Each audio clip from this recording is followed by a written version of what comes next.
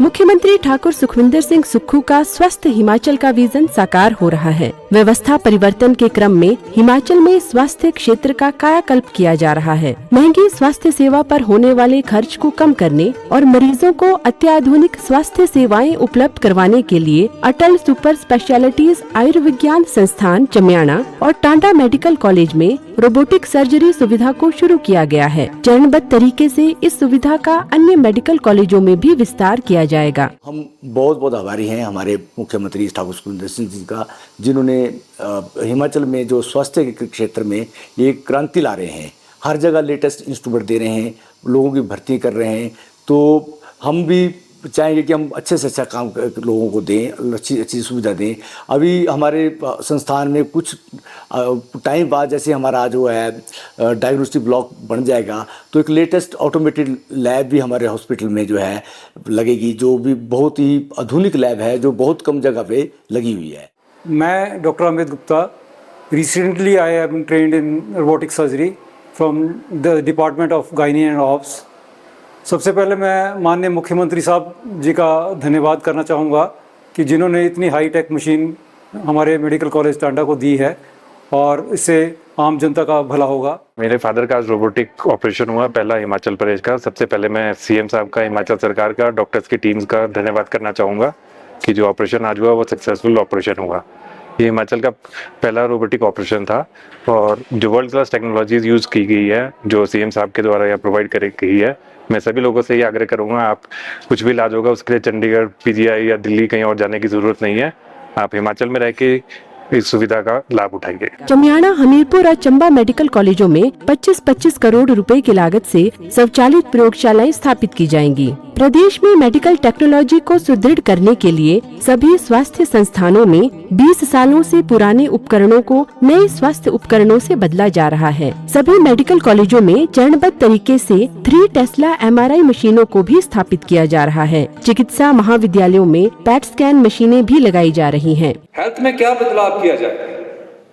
कितने medical college हमने खोल दिए, कितने जोनल हॉस्पिटल है, कितने CSC है।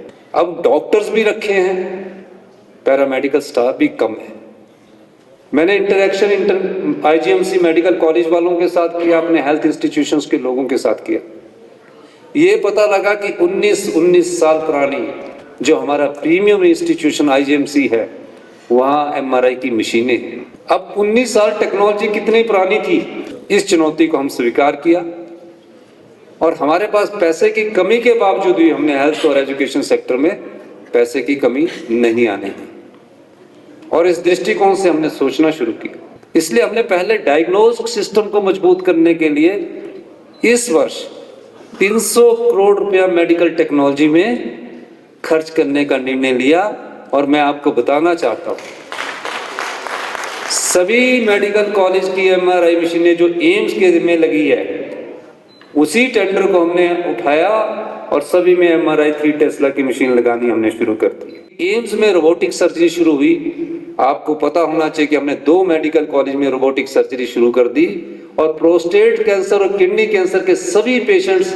ठीक होकर अपने घरों में चले गए। और यही हमारी सबसे बड़ी चुनौती कि मेडिकल टेक्नोलॉजी के युग में हम प्रवेश करें और आगे अभी हमने बढ़ना है। डॉक्टर और पेशेंट के रेशो को हम वर्ल्ड क्लास करने जा रहे हैं, पैरामेडिकल स्टाफ में भी वर्ल्ड क्लास करने जा रहे हैं। आदर्श स्वास्थ्य संस्थानों में 6 विशेषज्ञ चिकित्सक नियुक्त किए गए हैं। IGMC शिमला में नए कैंसर अस्पताल भवन और ट्रॉमा सेंटर को शुरू किया गया है। कैंसर के मामलों की गंभीरता को देखते हुए प्रदेश सरकार हमीरपुर में कैंसर का उत्कृष्ट केंद्र स्थापित कर रही है। कैंसर मरीजों के लिए फ्री इलाज और विभिन्न दवाइयाँ निःशुल्क प्रदान की जा रही है। हाल ही में प्रदेश मंत्रिमंडल द्वारा राज्य में 200 चिकित्सा अधिकारियों और स्टाफ नर्स के 400 पद भरने को मंजूरी दी गई है।